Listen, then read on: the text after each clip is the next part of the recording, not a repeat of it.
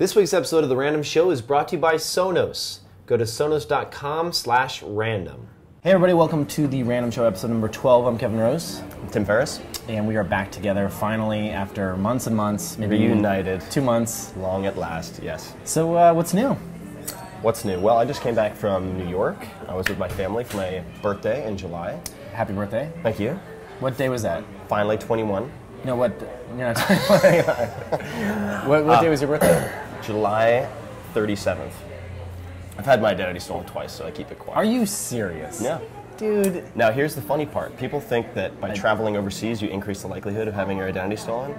The one time that it happened, well, a lot of people say, like, what if you're using credit cards in Indonesia, this, that, and the other thing. The one time that I actually had damage done was I came back from traveling in about 15 countries and then used my credit card at a gas station in San Jose. And it ended up being stolen. How did they, did you get manually swiped or did you actually go in with the... Went inside. Ah. Yeah, and then they take it, and when you're not looking, they go underneath the counter and they swipe it into a card reader that takes the magnetic information. Way. And they actually sent the info to Indonesia and manufactured credit cards. Wow. So, and the bad part was it was a debit card and not a credit card. So it just came straight out of my Bank of America. Did you get the cash back or no? Yeah, I did. It took They're a long always time. good like that. Yeah, use credit cards, never debit cards. Yeah. So, birthday, and then just before that, actually early July, I completed something I've wanted to complete for some time now, which is the Russian Kettlebell Certification 2. We have video footage of this. We have, I believe we will have at least photographs. I'm working on video, but I believe we'll have some photographs to splice in, at least of what my hands looked like. It was kettlebell training from about 8 a.m. to 6 p.m. for 3 days consecutively. That's insane. In Minnesota, yeah. So why does one do this? Because when I first saw you do this, it was stupid. Or it just looked really stupid. I mean, because you're just seriously like, you're like, oof, it's going up. And I mean, I understand, yes, you get stronger, you're lifting weight above your head, but like, what's the history there that makes this really cool? Well, the history is actually very extensive. I believe, I'm going to get the exact number wrong, but the first mention of kettlebell was in a dictionary in the 1700s or early 1800s. It's been used by the Soviet Special Forces and the Spetsnaz for a very long time, and then it was adopted by the Secret Service in the U.S. The Secret Service test is 200 snatches, it's called, with moving on, with 53 pounds in 10 minutes. 200 in 10 minutes. Yeah. Wow, that's a lot of snatches. It is a lot of snatches. And the reason I did the RKC2 was quite simply to give me a goal. I think with anything physical, this is related to the book partially, but with any physical change, it's helpful just to have an end date by which you have to get something done. So in this case, I had to do a number of things for the certification, including retaking the snatch test, but it's 105 minutes. And then military pressing a kettlebell half your body weight, closest to half your body weight from a dead stop, so you clean it to the chest and then press. Then what's called a tactical pull-up to the neck or the chest with a 53-pound kettlebell around your feet. So that's insane. Just something to do. How much prep time did, like, training-wise, for you to get in shape to do this? I've been building up to it most intensely in the last 6 weeks because I decided somewhat last minute to do it. And I actually did not pass the tactical pull-up at first and had to do it via video after the fact. But it's almost all technique and something I'll get into in the book. The book, which is going in tomorrow. This is all I have left to edit. Can I thumb through it today at least? We'll talk about it. He still won't let me see the book. Like, we do podcasts together. Sometimes he comes over and we share whiskey, and he still won't let me see the book. It's because I want to save. Because you know I'm going to tweet the shit out of him. Like, oh shit, that was a great chapter. I already heard about your... Can I just the little chapter? Oh, you can't give any details. Okay, I'm just going to say it involves... when you read the book, you know what I'm talking about. Yeah, there's an entire section on sex, which will be very fun. That's great. All right, enough about my catch-up. Kevin Rose, how are you? I'm returning to health. Oh, right. I don't want to talk about it because I've talked about it on 1,000 different podcasts, but I had pneumonia for about 4 weeks. Still have a cough, as you probably heard a minute ago. But I actually have been getting scrawnier as you've been getting buffer. And, I'm actually stealing your muscle mass. That's what's happening. Yeah. I need to get back into the gym. I'm very excited to do that possibly in about a week or so. All right. So, Other than that, not much. Just did another angel investment, which I'm not sure I can talk about. Probably not. Probably not yet, but it's a really cool company. I'll talk about it. Sorry to even bring it up, but what else? Work on the new Dig, which is going to be out soon. Yep. By the time you see this, Glenn, are you going to edit this pretty soon, or are you going to stay on it for like 3 weeks? Yeah, I'm gonna All right, so by the time this comes out, this will be old news. Tomorrow. Okay, Okay. good. So hopefully we'll have the new version of Dig out in about 2.5 weeks. So excited for that. Yeah, tomorrow, depending on when Glenn edits it. And what about reading? What about We websites? always talk about this. Yeah. We always do this little segment where we talk about something that we're reading, websites that we're checking out, things like that. Got some good stuff. I'm going to go in and I'm going to take a little bit of a minor detour because speaking of reading and picking the book of the month kind of thing, I have gone out and purchased a new Kindle, the Kindle 3. It's really cool. I don't know if you haven't seen the Kindle 3, here's a picture of it. They've changed some things. One, it's a lot smaller. Same screen size. They've shrunk down the form factor a little bit. It's lighter. It's as thin as a pencil. It starts at $139 now, which Much is an awesome cheaper. price point. Yeah. The wireless and Wi-Fi and 3G version is like $179. So it's black. It looks cool. I decided to buy one, and I already own an iPod, and I was getting a lot of people when I tweeted that out, like I was thinking about it. People were like, "Oh, you have not an iPad, or iPad I meant," and people were like, "Oh, you have an iPad? Why would you ever do that?" And the thing is, when I'm on my iPad, and I'm curious to get your take on this because you just got an iPad. I did, just got one as a gift. And I launch iBooks, and I'm sitting there reading a book. It's like I know right beneath the surface of that book is 1,000 awesome games. Angry Birds, which have you played it yet? I played it and I decided that I need to exert a lot of self-control on the iPad. You have to almost uninstall it. Yeah. So the whole thing is that I watched Bezos talk on Charlie Rose here about a week ago. And the thing is, what he was really pushing is like, people come up to him all the time and say, you need to make the Kindle like the iPad. And his thing is like, no, we don't. What I'm trying to do is that when you're in the Kindle mode, the Kindle kind of dissolves away and you're into a book, right? There's not all this distraction. There's not the possibility of 1,000 different things happening beneath the surface. You're in that mode of book reading, right? And I get that. Because for me, when I do a lot of traveling for work, when I'm flying around and I put my freaking iPad in there and I put my laptop in there and all the power adapters and all that shit, it's a heavy backpack still. I'm still trying to get to this really lightweight, kind of grab your back and go. I think I have the solution. Okay. Leave the iPad at home. It's great for bedtime because the girlfriend and I sit side by side as a little iPad. Very romantic. Go with the Kindle, slide in a little sleeve, and like a MacBook Air. Yep. I think that's the thing there. Anyway, I'm going Kindle. I'm going to go away from the iPad for reading books. I'll just bring up my book real quick of the month that I wanted to talk about. It is Omnivore's Dilemma. Oh, good book. Have you read it? Yes. Very good. Just getting into it. If you've ever been curious about, we eat so many different things throughout the day where you just grab a package and go. You go to the store, grab like a, whatever it may be, from a candy bar to, packaged food that you're eating, but you don't really know the origins of that, where it's coming from, who's creating it, how it's being produced.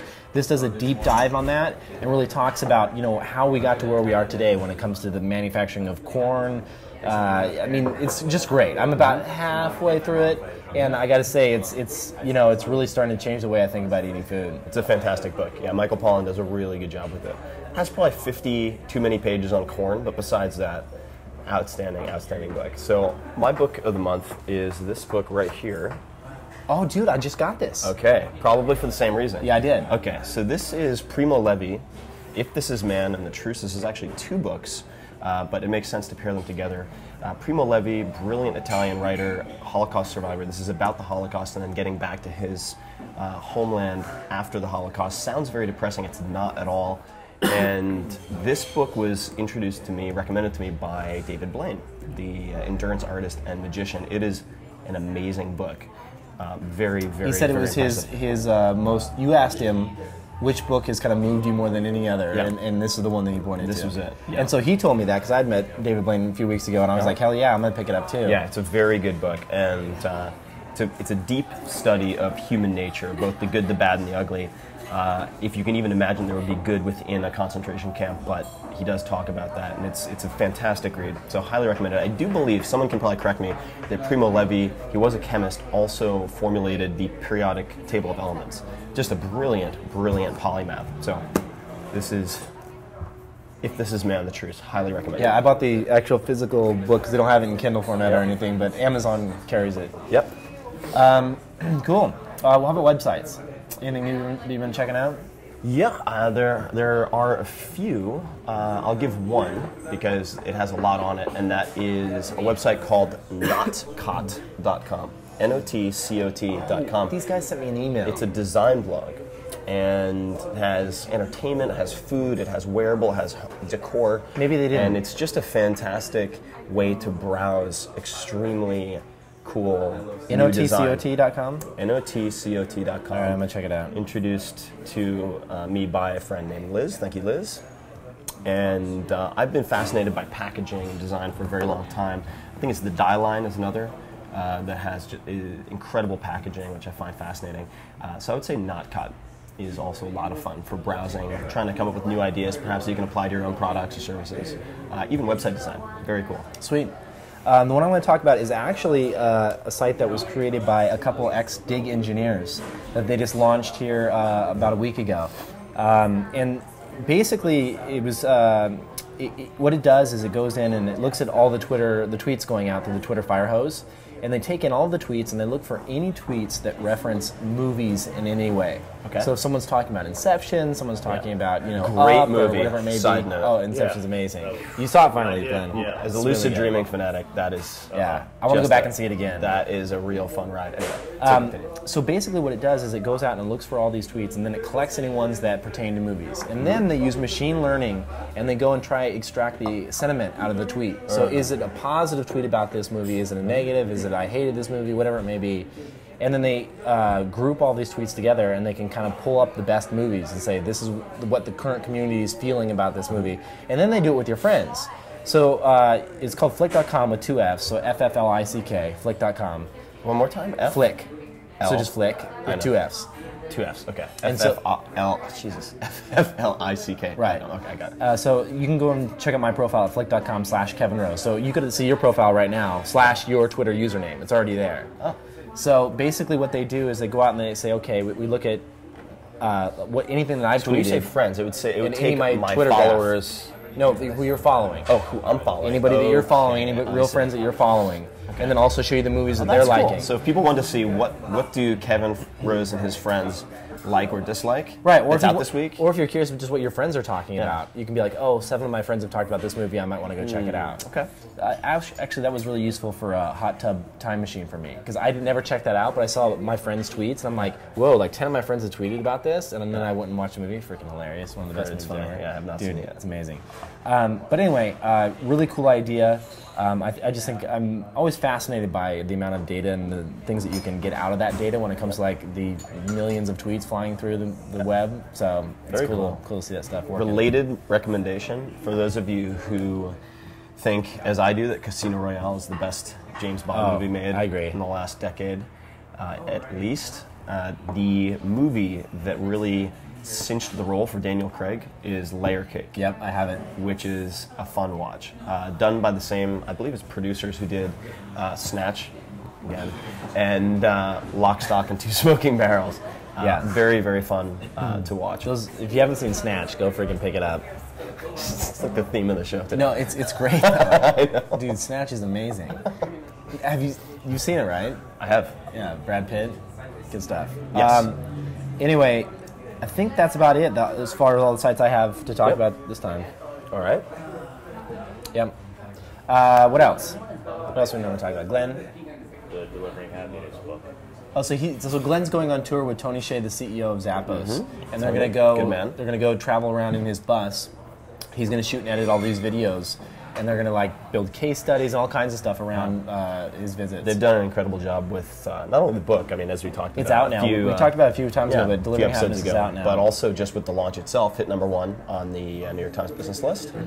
And they've done a fantastic job. So also a very good case study in how to launch a book successfully with current tools. It was interesting to see too, like I mean, there is a lot like that you've gone into on how to do that, because it's not straightforward at all. No. Because even though it was #1 on New York Times bestseller, like you couldn't find a book anywhere. Yeah, Like it wasn't in bookstores. You have to be aware of stocking issues. There are a lot of challenges, especially with retail laydown, as they call it, depending on the season, which I'll be dealing with as well. One of the things I wanted to talk to you about just for like 2 seconds, because I know not a lot of people are writing books out there, but I'm curious, you know, we talked about the title of your book.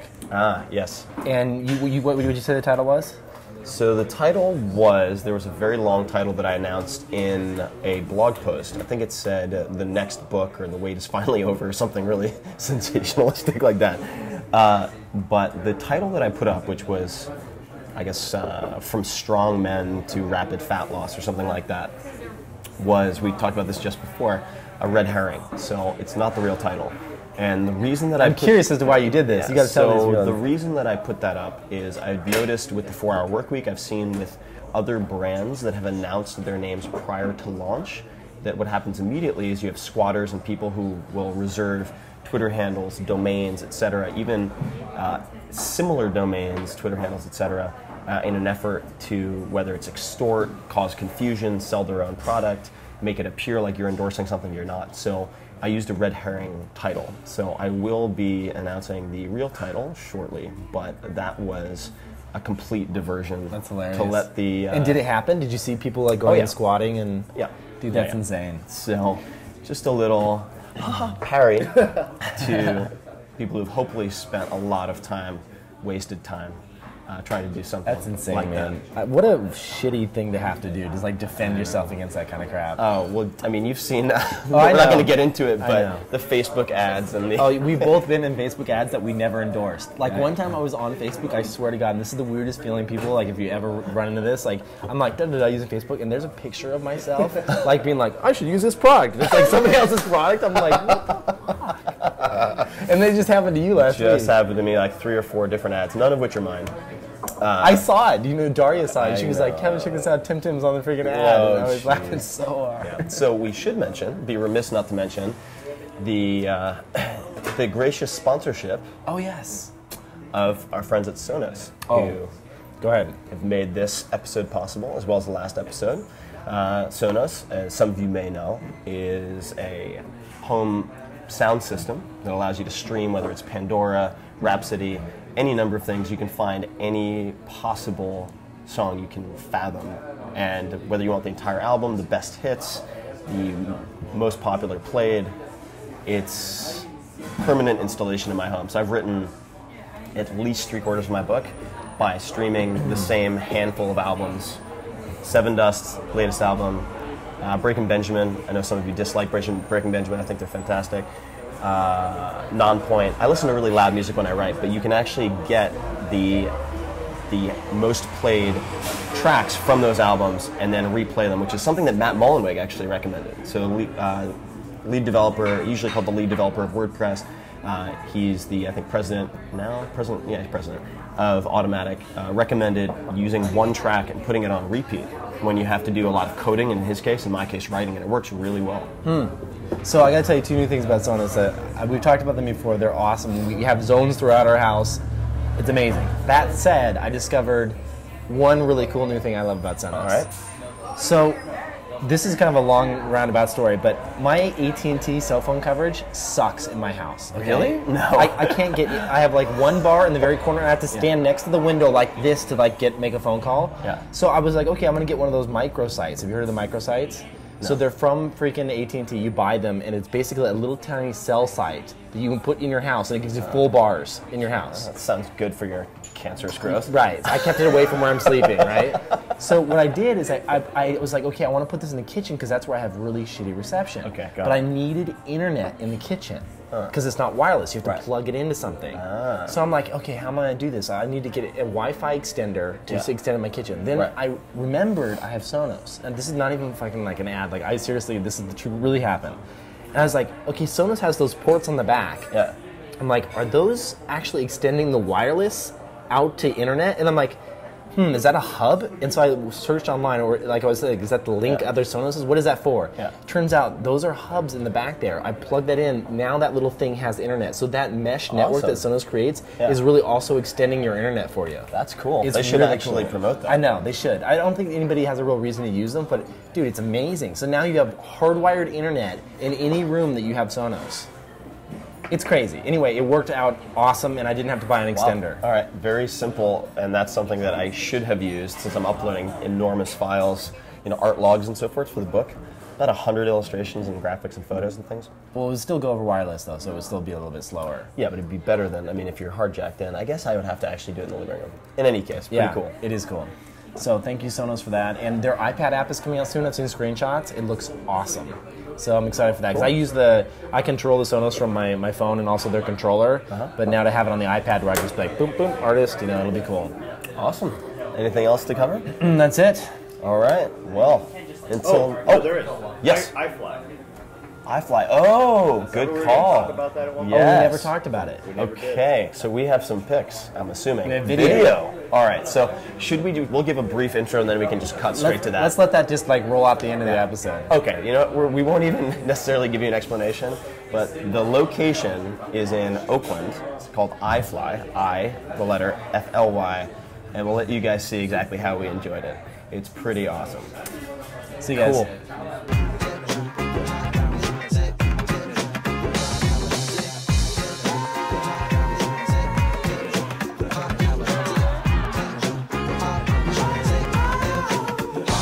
Well, it's the verbal urban monster, the word enhancer, sick of phony mobsters, controlling the dance floor. I'm in them dark places, catch you when you start naked. Your heart races as we punk you for your chart spaces. The taunt chases me bringing these hot styles through. Some of you bum a few cheers from shock value. Word power can plow through acres of cornfields. Paragraphs cut like warm steel, perform ill. Take it back to the back.